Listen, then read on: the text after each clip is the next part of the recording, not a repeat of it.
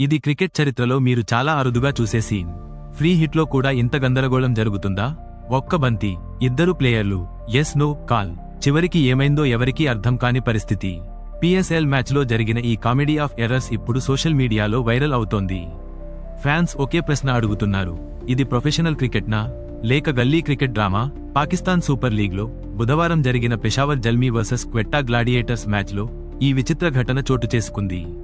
ఆలీ రజా వేసిన నోబాల్, అది కూడా వేస్ట్ హై డెలివరీ కావడంతో ఫ్రీ హిట్ వచ్చింది. ఆ ఫ్రీ హిట్ పై అబ్రార్ అహ్మద్ స్ట్రైక్లో ఉండగా బంతిని బ్యాక్వర్డ్ పాయింట్ వైపు ఆడాడు.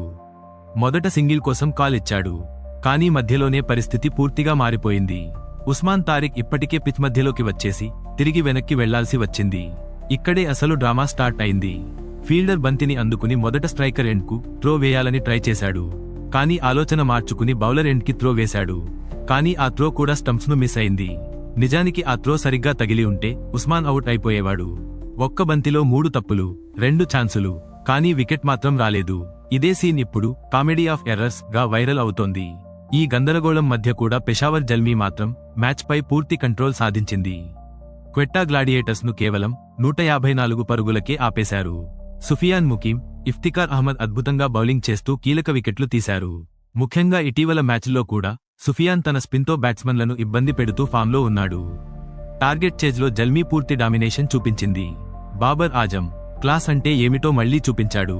51 బంతుల్లో అజేయంగా 71 పరుగులు చేసి టీంను సేఫ్గా గెలుపు దిశగా నడిపి అంచాడు.